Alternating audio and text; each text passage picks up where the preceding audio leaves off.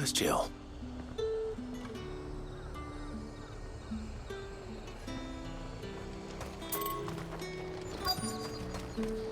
Keep them pilchards nice and chilled. I won't have you spoiling the night. Are those Pepio nuts? Can have a How goes the hunt for ingredient? I've only just started. I'm sure everything we need is somewhere amongst all these stalls, though. Why don't we split up and see? We'll take a couple of ingredients each. All right. What am I looking for? How about you look for the Pepio nuts and some garlic? I'll find the other things we need. We can meet by the gate when we're finished.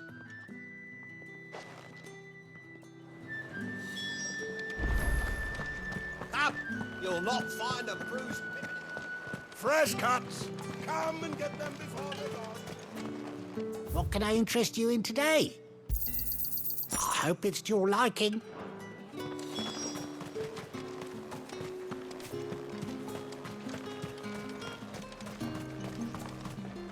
Oi, don't touch anything.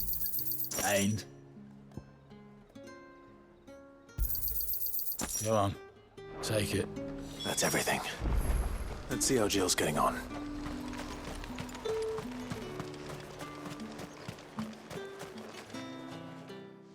Did you find everything? I did. Here.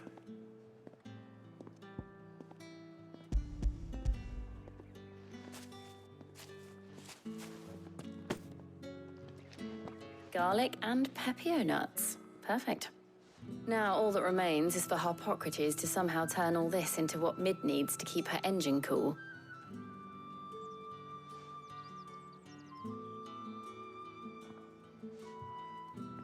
But before we head back, would you walk with me a while?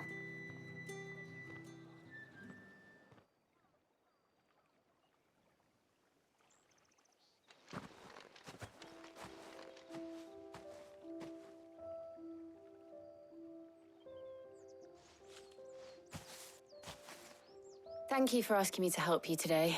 It makes a nice change. It does. It's good to get away from all the battle and bloodshed for once. Just being here reminds me of when we were children. Do you remember? Walking down Market Street in Rosalith, taking in the sights and smells. How could I forget? What with Torgal's antics.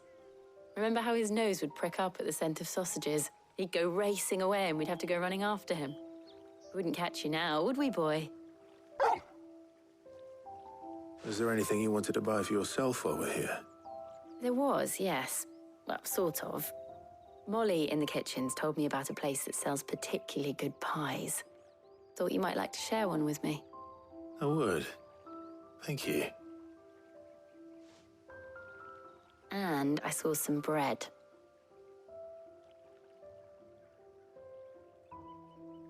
Big white cobs like the baker back in Rosalith used to make. What do you think? I thought we might get some soup to dip it in. But then I tried a slice of the butcher's dry-cured ham and it was just, oh. You all right? Sorry. It's just, you're right.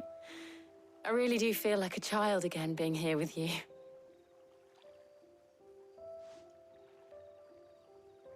Clive. Is it wrong of me to enjoy this? No, Jill. This is how life should be. And it's how our lives will be when our work is finally done. When we can live on our own terms. I hope so. Thank you, Clive.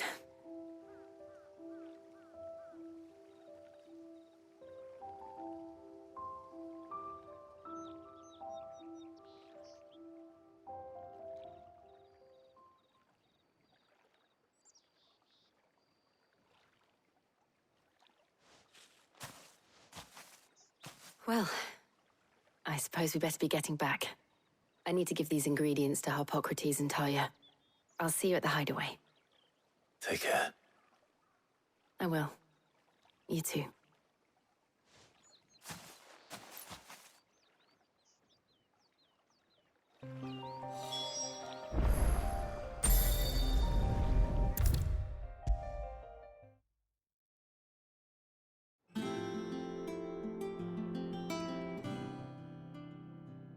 How's work on the shielding progressing, Hippocrates? Well, very well indeed. And thanks in no small part to your kind assistance. I was just explaining to Tarja how we might best go about preparing the moon dew. And now that we have all the ingredients, we may begin. You can count on me. I've mixed more than a few mysterious concoctions in my time. I'm sure you have. What about the shielding itself? Work is underway, under the watchful eyes of Bardolph and Obolus. Apparently, it'll be ready soon. Thank you. All of you. Right then. Jill, would you join me in the infirmary? Many hands make light work and all that. Of course.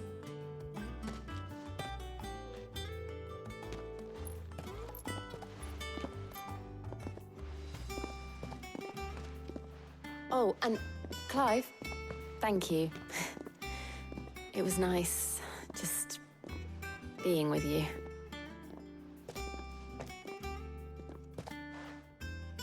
It appears our work here is almost at an end. A shame. I was enjoying playing the man of action for once. When both the shielding and the moon dew are ready, it will merely be a matter of applying the one to the other. Followed by a rigorous process of testing and retesting, of course. Perhaps someone ought to warn young Mid of that. Leave it to me. Thank you, Hippocrates.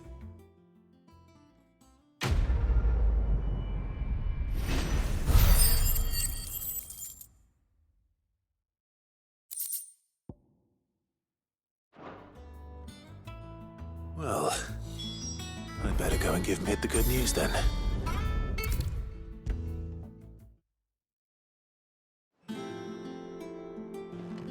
Sorry to keep you waiting, Mid, but you'll be pleased to know that work on the shielding is underway. You found something for it?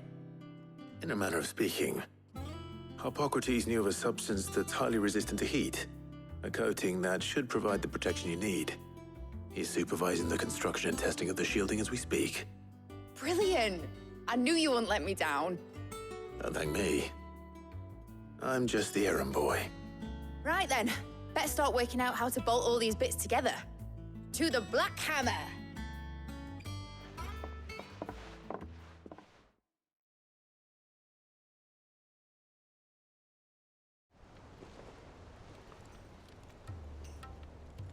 You know, when I got into the smithing game, I thought I'd be making swords and shields, not thermal bleeding didgeridoo-dahs. Displacement stacks. Same difference. Whatever you call it, I ain't putting it together in here. It's cramped enough as it is. Let's take this outside. Mid, you get all the parts lined up on the deck. I'll take care of the rest. On my way! Oh, and bring me the biggest hammer you can find. This is gonna require some precision walloping.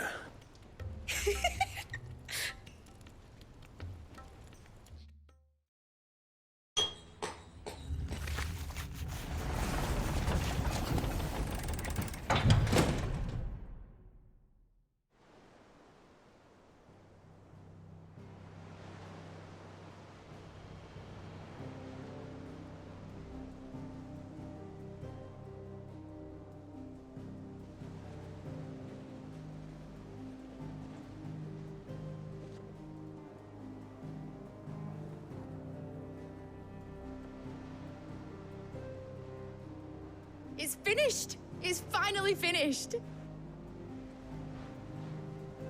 Thank fuck for that. I'll be feeling my hammer arm for weeks. Thank you, Clive, Blackthorn, everyone. That's one down and just 3 more to go. I'm sorry. Oh, didn't I tell you? The Enterprise has 4 mithril engines, and we'll be needing a displacement stack for each. You don't mean... Don't worry. Now they've got a finished one to work off, my gang in Canva can build the rest. Good luck to them, I say. Right, I'm off to get a sling for this elbow. Any other work comes in, keep it to yourselves, eh?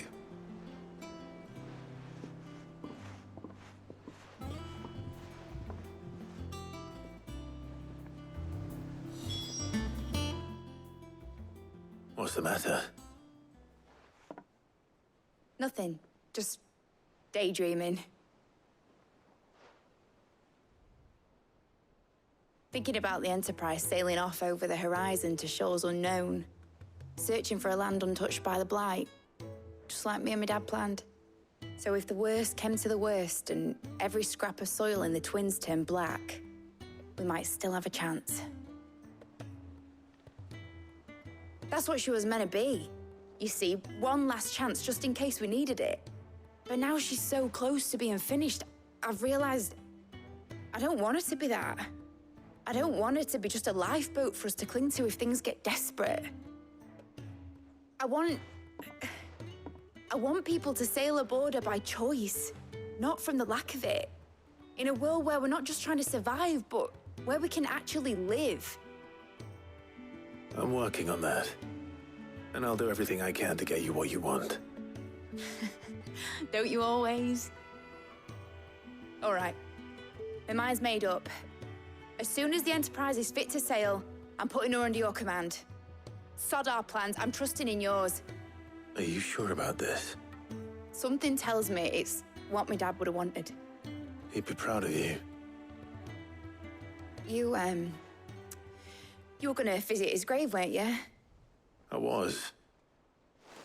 And you can come too now that your little project is finished. Right. There's just one thing I need to finish up first. Won't be a mo. All right. I'll let Otto know you're coming. Meet us in the mess when you're ready. Aye, aye, Captain.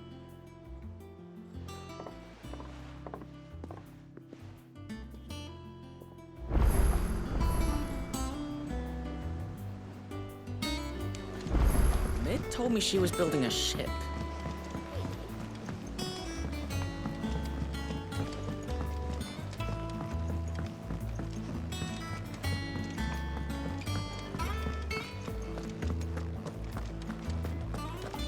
He cracked the crystal too?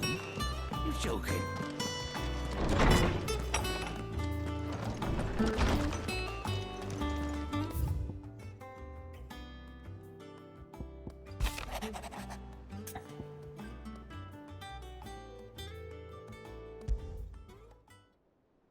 Trouble with the ledgers. Shouldn't he be asking Otto for help?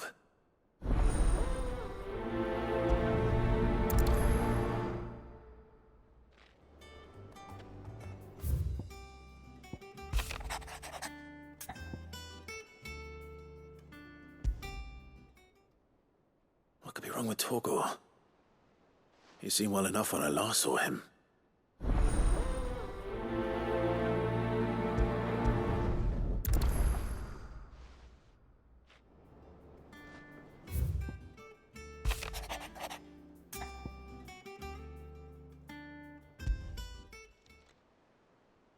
Hopefully it's nothing.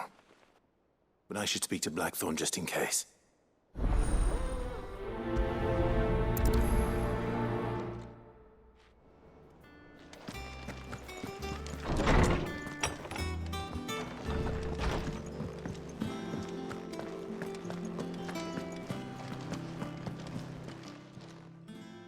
I got your note. You think something's wrong with Torgal? So you can read. Congratulations. But I didn't say I were wrong with him. I said something weren't right. He's not been eating me treats. He used to love cracking the bones from Molly's boiled brown, but now he won't so much as look at him. Didn't like him. Which is why I'm of a mind that his mind's on something else. You've not been working him too hard, have you? No harder than usual. Is that it, boy? Do you need a rest? What was it you said he was? A frost wolf? That's what the lawsman seems to think. Then maybe this all has something to do with whatever it is that's woken inside him. I suppose things have been different since Rosalith. Perhaps Hippocrates knows something. Instead of everything, you mean?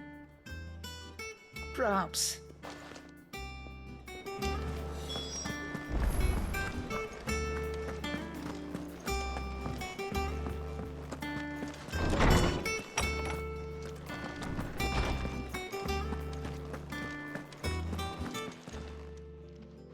Oarsman, I need to ask you about Torgal.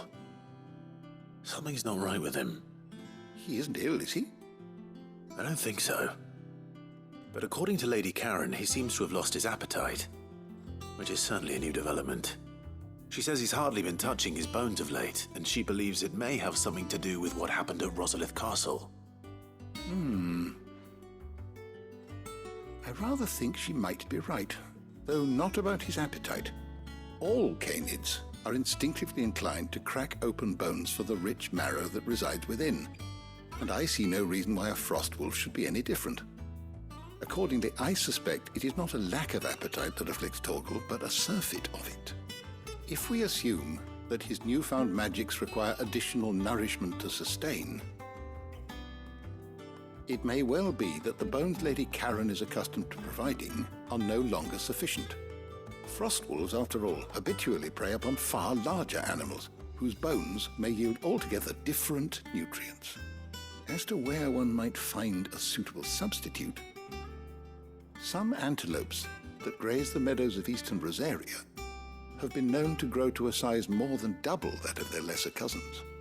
I don't recall ever seeing any that large. And little wonder. The oldest and largest such creatures rarely leave the safety of the highlands for fear of predators. The last elder antelope sighting I recall hearing about took place near Cressida, and that was long before the village was abandoned. Even so, it seems like a good place to start. Good hunting, Clive.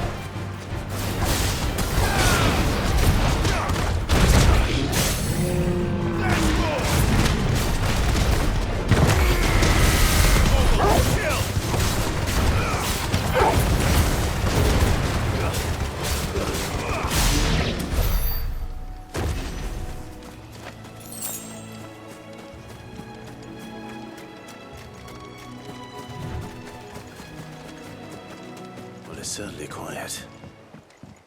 If I were a giant antelope, it would seem like just the place.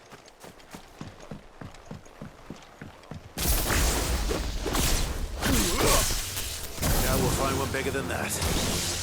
Hungry, Torgal? This one.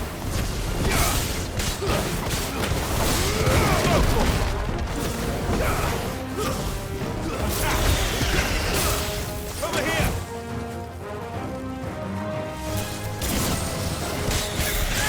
This one.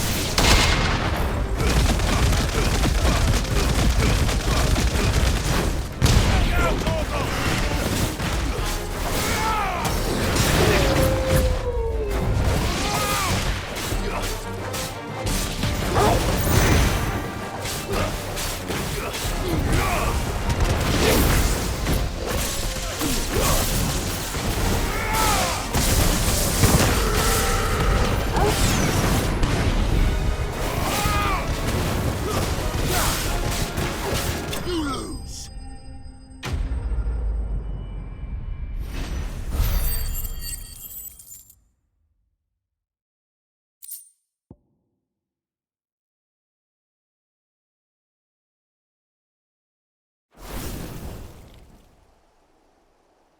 Now...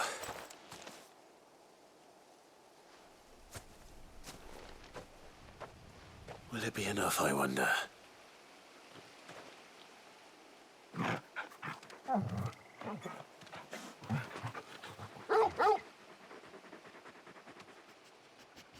I say that answers my question. Which means we owe the lawsmen our thanks. You're just a big puppy, aren't you? A very big puppy.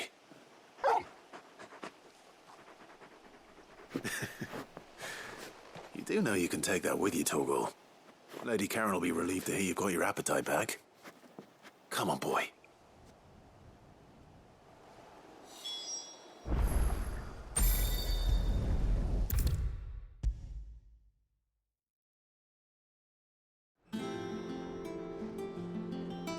I noticed you and Torgal had gone off somewhere.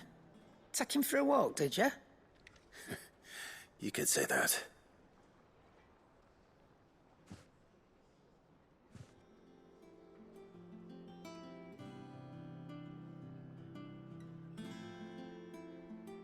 So, Molly's leftovers weren't good enough, eh? That'll teach me for treating you like you're still a pup. All right, no need to shout. Now we know what you're after, I can see about getting some in. Speaking of which, I brought one for later. Can I leave it with you?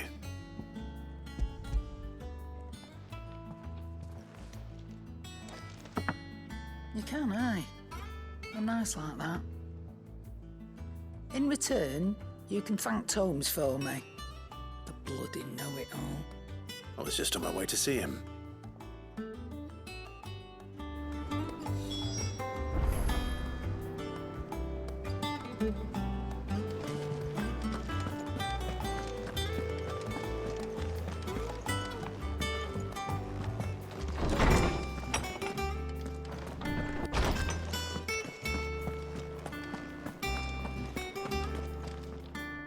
Ah, Clive. Were you able to locate your quarry? We were indeed, lawsman. You pointed us in exactly the right direction. And Torgal's been a very happy hound ever since. Very good, very good. Lady Karen sends her thanks, by the way, for your part in solving the mystery. Ah. But that reminds me. After your last visit, I found myself pondering Torgal's talents. Do you recall our conversation concerning Lady Jill's role in Torgal's transformation? About how she somehow woke the power within him. Precisely that. A reasonable conclusion, I thought, but one which raised certain questions in my mind. You see, the Fenrir of legend served Shiva and Shiva alone. And while the powers attributed to him are certainly impressive, the records imply they are somewhat different in nature to those you described Torgal as having used. What are you suggesting? That Torgal may be the beneficiary of more than one icon's power. Consider that in addition to Lady Jill, he has served as a loyal companion to you, your brother, and even the late Cid. In short, the icons hitherto near at hand, or should I say at paw, have been diverse and plenty, and that number has only grown as the realm's dominance have fallen to your sword. One can but speculate as to how all of this has affected Torgal. He has seemed more fierce of late. And if I am not mistaken, he will grow fiercer still. We are fortunate indeed to be able to count him amongst our allies and not our adversaries. Oh, he's more than an ally. He's a friend.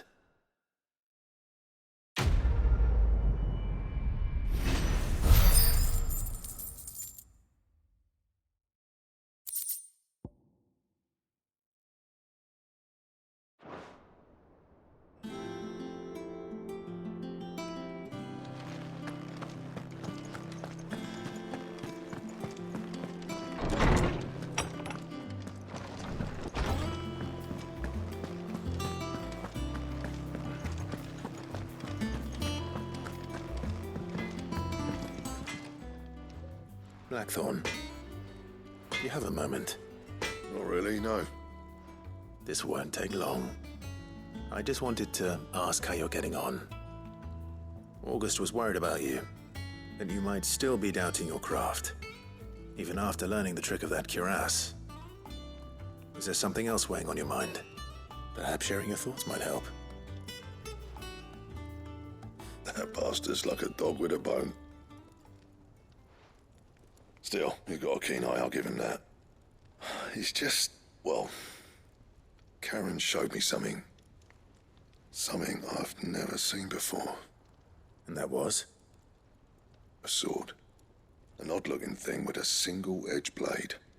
The metal itself wasn't anything to write home about, but fuck me. The edge on it. You could slice a man clean in two with a weapon like that, and he'd be halfway home before he even realized he'd been cut. So that's what's troubling you? No. Not troubling me exactly. More distracting. Can't stop thinking, how do you get an edge that sharp? It's driving me mad. And if you knew how to do it, we could arm the curse breakers with even better blades. That's about the size of it, yeah. I'll see what I can find out. Sharper swords are always welcome. And we can't have our master blacksmith being distracted. You're a soft touch, you know that. But I can't say I'm not grateful for it. Good luck, eh? Thank you. Let's see what Karen knows about this sword.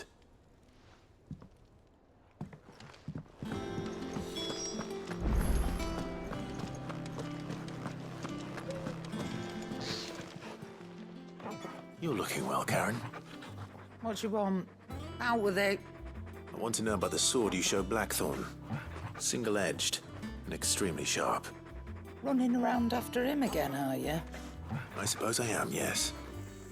But I need to help him find out how to work an edge like that. It's driving him to distraction. Little wonder, I suppose. There's not many like that make it as far as the twins, and those that do go straight into private collections. Which made it nice and easy finding a buyer. Can you tell me who bought it? Where is it now? You think I tell people who my clients are? Suppose you're not likely to go nicking him off me, are you now? Fine. If you stop mooning at me like that. Lord Ignac's the man you want. Dalmekian bloke. Collects weapons and the like. And he's got more money than sense, which is why he's one of my favourite clients. Reckon he'll still be at the inn in Dalamil, where I left him. Thank you, Karen. Oh, and he's a touch eccentric, if you take my meaning. I appreciate the warning.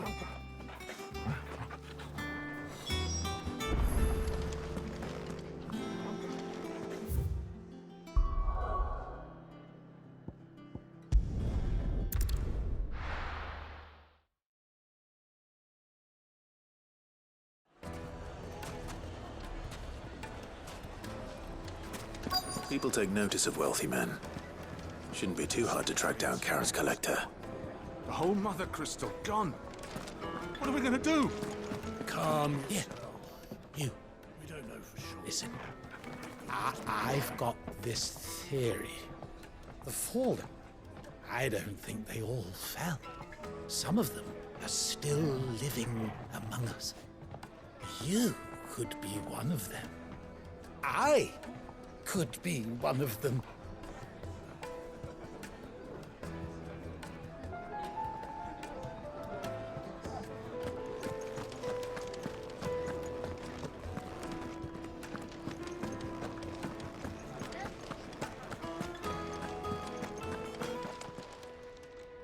My reputation will be ruined! Ruined! Calm yourself, Lord Ignac, I beg of you, before you do yourself a mischief. Pardon the intrusion, but... Out! Get out! I paid for these rooms so I wouldn't be disturbed. Leave me be! Please, allow me to apologize. His lordship is going through a difficult time, and he's never been fond of guests arriving unannounced. Radim! Get rid of the filthy oaf this instant! Very good, Lord Ignac. Would you mind stepping outside for a moment?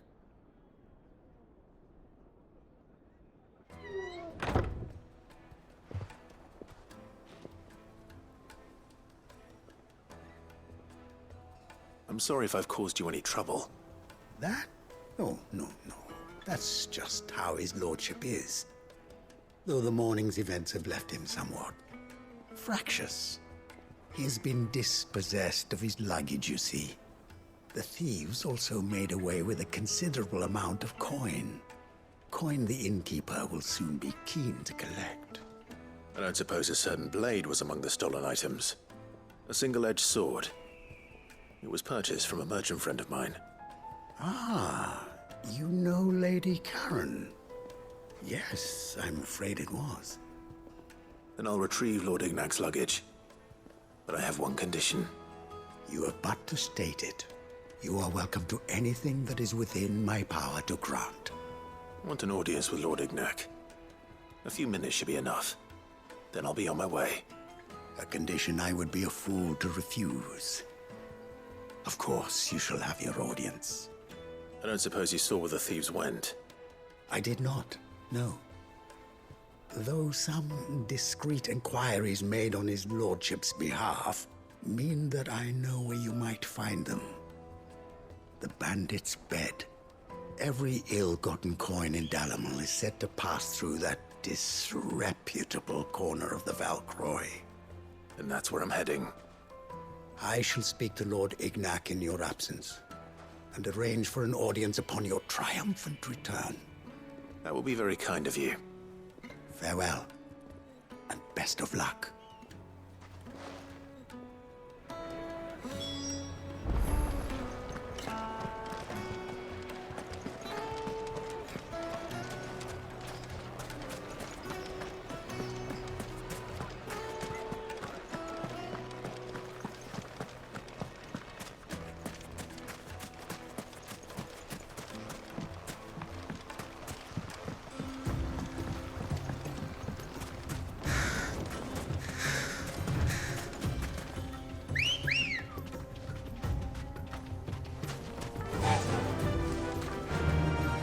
Run like the wind.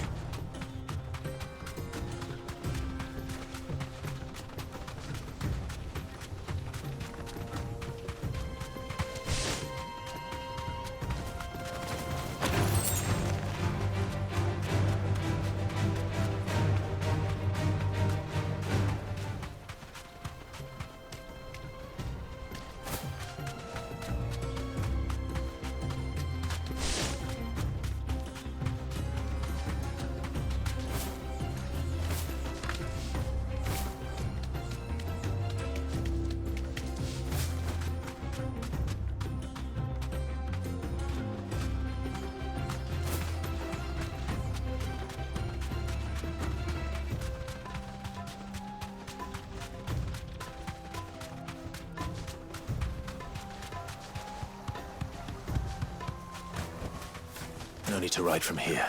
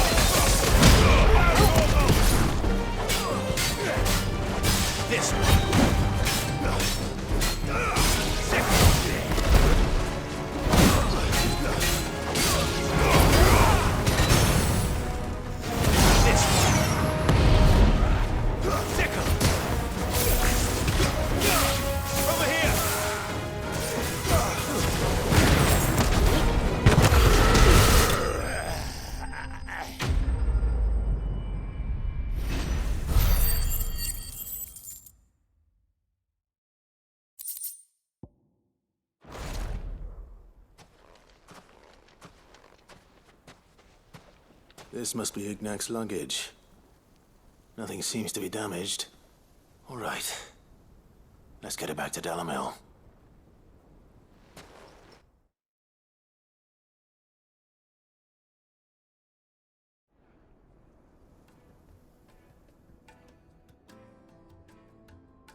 I hear I have you to thank for the return of my effects. What shall I call you, my good man? Wyvern. Glad to make your acquaintance. A formidable name indeed. Well, Wyvern, I appear to be in your debt. Radim here tells me you wished for an audience. Is that all? A few moments of your time should suffice, yes. You're a peculiar fellow, Wyvern. All right, speak. Master Wyvern was wondering if you could tell him about a certain single-edged sword you recently acquired. Oh, a true work of art, that one. Karen drove me hard on the price, but I would have sold her Radim here to get my hands on that sword. It was made in the Outer Isles, far beyond the Twins, and is used exclusively by the practitioners of a unique school of swordsmanship. They believe no combat should ever exceed a single strike, and hone their blades to such perfection that none ever does. Each sword is made for that one perfect stroke, and for that stroke only. They crack upon a second blow. There's a brutal sort of beauty to it, really. But how do they hone such an edge? Fine question. Why, they use a whetstone, of course. Whetstones, rather. A whole array of them, ranging from the coarse to the fine. 10,000 licks with the sharpening stone, then 10,000 more. But it is the final stone which lends the blade its legendary sharpness. A mineral quite foreign to this great realm of ours. And that is the key. The secret ingredient. Wyvern, it occurs to me that my little lecture is hardly equal to services rendered. Take this, together with my regards. The very stone of which I spoke, far rarer among collectors than even the blade itself, and a far more fitting payment. Thank you. Pardon the intrusion, my lordship. However, it is long past time we prepared ourselves to depart. So it is. I am locked in bitter competition with a rival collector of curiosities. I am one step ahead of the unscrupulous scoundrel, but he is hard at my heels. Are there many other collectors out there? Too many to count, but only one do I consider my nemesis. Lord Byron Rosfield, and is a perennial thorn in my side. I can imagine. Farewell, Wyvern. May our paths cross again. Radim, we mustn't dawdle.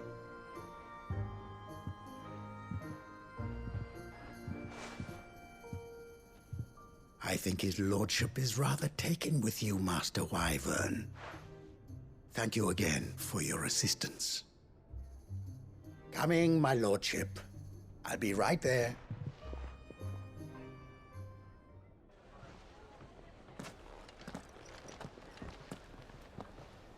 Trust Uncle Byron to find such an interesting rival. Now, let's see what Blackthorn makes of this whetstone, shall we?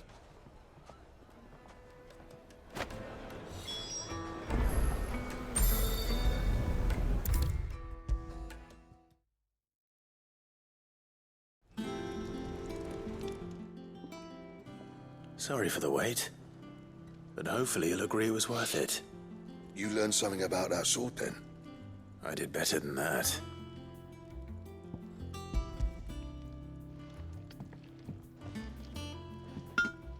A whetstone? Yes. But not one you'll find anywhere in Valisthea.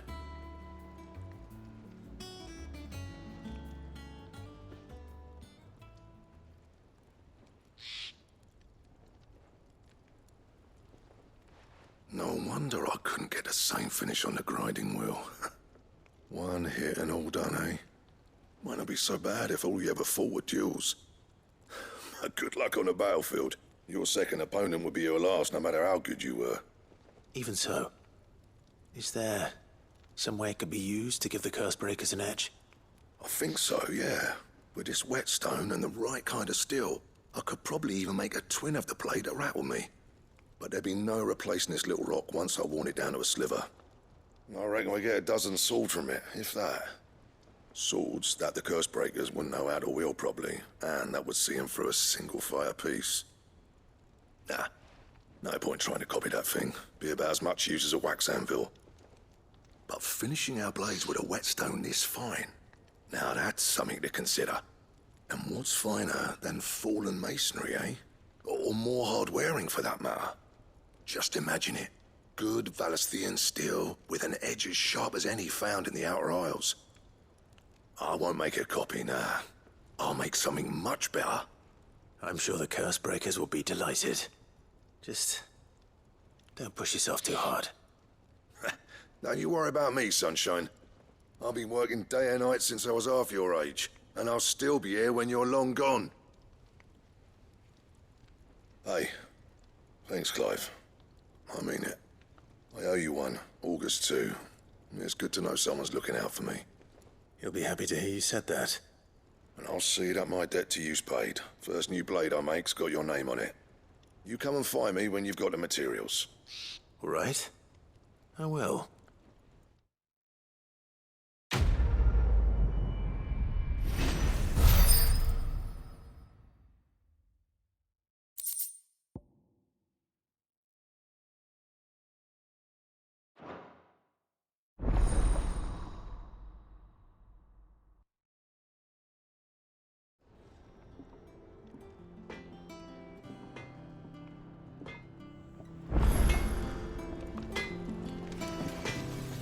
Back, are ya? So, what'll it be?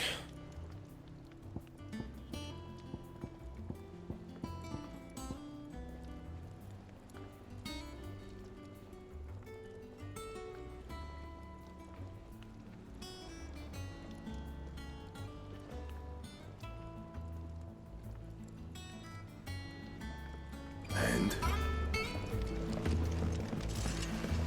Cracked the crystal too. Joking.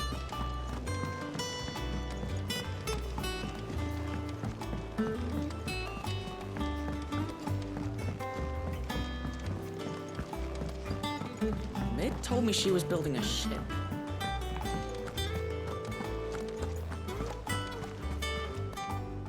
Clive, did you get my letter? That's why I'm here. Shh. Otto might be listening. Is this better? A little. Listen, I've some bad news.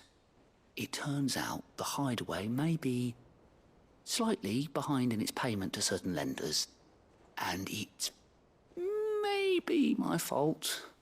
But I swear to the goddess, I thought I had the numbers square. Sadly, that square turned out to be more of a... I can straighten it out, I swear, but it's gonna take some time, and I'm gonna need help keeping it from Otto. Bit late for that, I'd say. There you are! What a surprise! So let me get this straight. You forget to pay our lenders what they're due, and instead of coming straight to me, you get Clive to come to you. And I hope he'll dig you out of the hole you've dug for yourself. Clive, the man in charge of the place you've been cheerfully trying to bankrupt. And you thought this was a cunning plan. Why? Well, who needs paying? Oh, just Martha. And the dame. And, well, Lady Karen. But only 500 talents. We owe 3 of our most trusted friends 5 million gil. Each.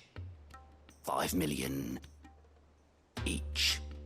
they lent us the bulk of the money we used to rebuild the hideaway, you see, and, well, I must have made some sort of oversight. Those ledgers were my responsibility, and it was my decision to entrust them to you. This is my fault. Do we have that much to hand? I can always ask my uncle. No, we don't. And no, you won't. We've lightened Lord Rosfield's purse enough. After the king's ransom we had off him, he deserves better than to see our begging bowl. Besides, we'll need to learn to stand on our own if we're gonna make this work. All right. But that doesn't mean you have to shoulder the burden yourself. Is there anything I can do to help? There might be. How'd you fancy taking these to Martha and the dame? Rocks. Rocks, he says. Worth 1,000 talents apiece, these are. A little something Sid and I set aside for when times got lean. And I reckon 15 million in overdue debt probably qualifies. I just hope our associates' eyes are a bit more discerning than yours. I'm sure there will be. Should be me making the rounds, really. But you know how it is with this place. Orders to bark, arses to wipe, and all that. I know. Which is why I don't mind going in your place. Go.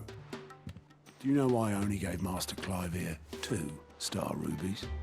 Because you'd rather Lady Karen killed me.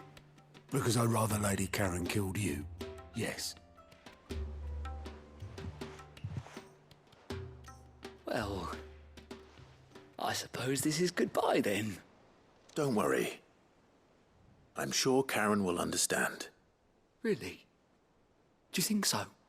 No, I don't.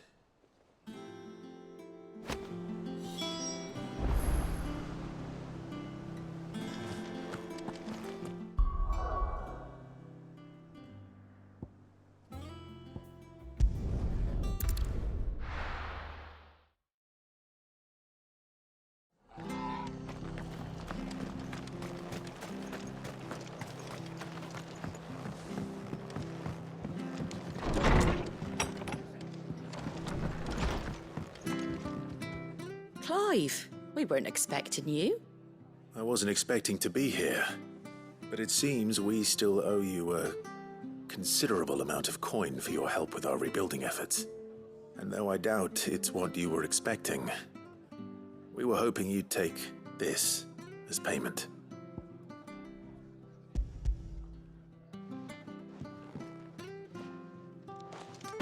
A star ruby? I can't accept this. It's worth at least twice what you owe me. More if you can find yourself the right buyer. Think of the difference as interest. Interest? If word got out I charged that much, no one would ever borrow from me again. Anyway, why are you the one here asking me about this? I'd have expected Otto. Bit much sending the Lord Marquis out to settle your debts, isn't it? The old goat working himself to death again? Something like that. Most days I think he's the only reason the hideaway's still standing. Same as always, eh? Back when the place was nothing but a twinkle in the eye of a recently retired Lord Commander, word is he was the first one Sid reached out to. Probably knew that without his strong arm and level head, the idea would never get off the ground. Sid may have been the face of the hideaway, but Otto's always been the backbone. And when Sid passed away, we were all worried that would be the end of it. That Otto would just give up. His death was hard on everyone. But it must have hit Otto hardest of all. But he didn't give up, did he? Quite the opposite, in fact. If I recall, he was the one who nominated you as Sid's replacement, and rallied the rest around you. I reckon what he saw in Sid, he saw in you too. And don't we all? Doesn't hurt that you're half as stubborn and twice as handsome, neither. That, and you keep good company. I suppose I do.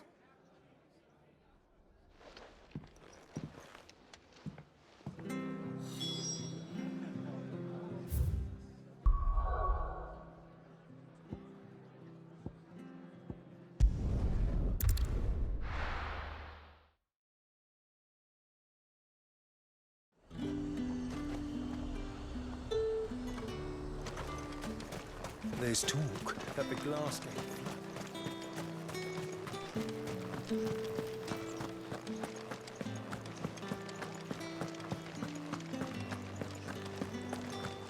Did you hear? The gates to heaven. I want to see you again. It's all right. What am I going to do without sweet water and oil of talc? Milady, I come bearing gifts. Gifts? Whatever is the occasion.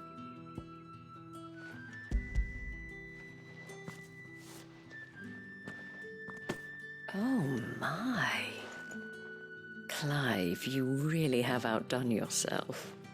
Otto asked me to give it to you. To settle the Hideaway's debt with the Veil. And to compensate you for the time it took us to do so. You disappoint me, Clive.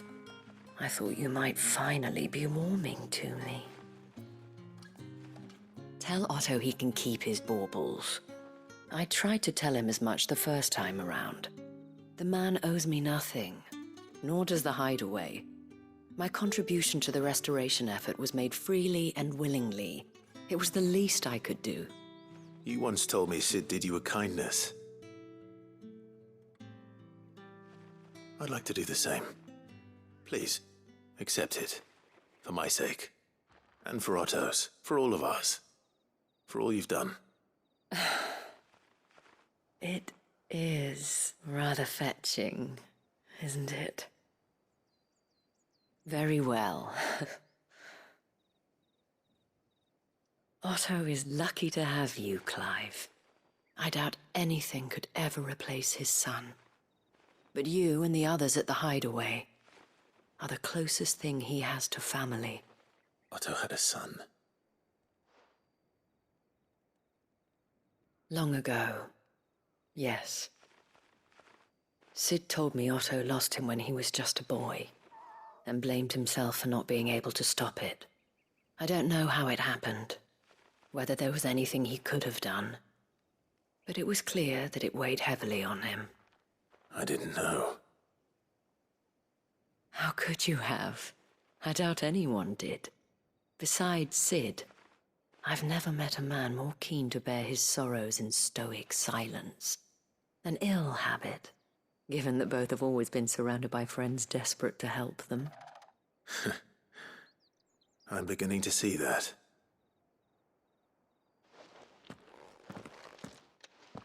Go will want to know the stones were delivered. If he's still with us.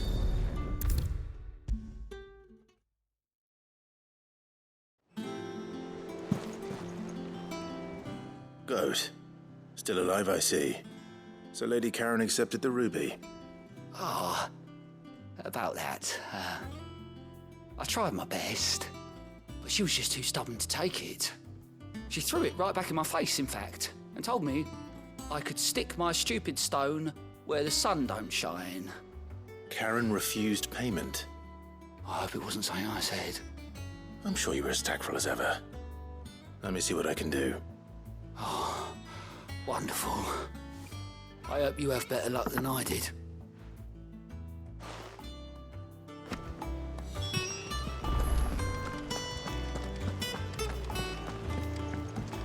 Babe told me she was building a ship.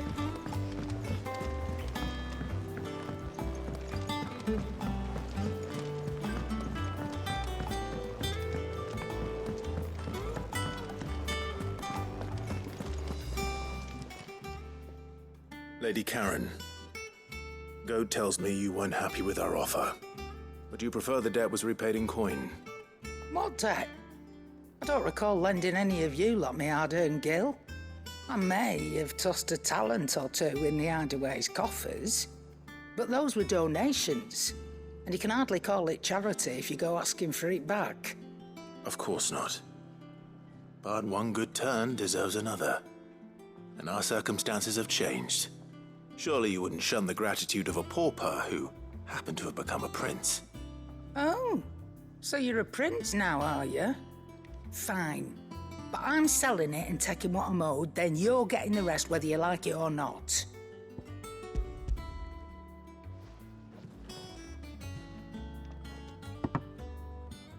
Where Where'd you even get this? A decent trader might nab 1,000 talents for a star ruby. A canny one, meanwhile, might claim it were nicked from the belt of Sid the Outlaw himself and ask twice as much. Might be I already have a buyer in mind. Might be you even know her. A fine continental maid whose beauty's only eclipsed by a guile in commerce. You wouldn't mind, would you? Not at all. Just be sure to tell her that it's always a pleasure doing business.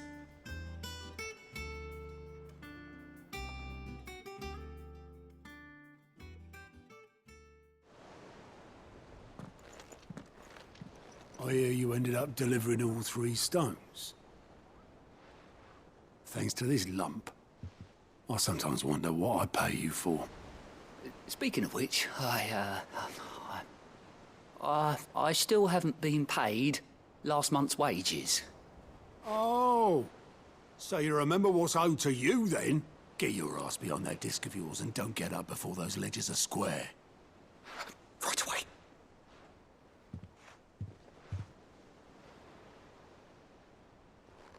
I've seen that before. Yeah. Plenty of times. It was the only goblet Sid ever used, either out of habit, or because the filthy sod couldn't be bothered to find a clean one.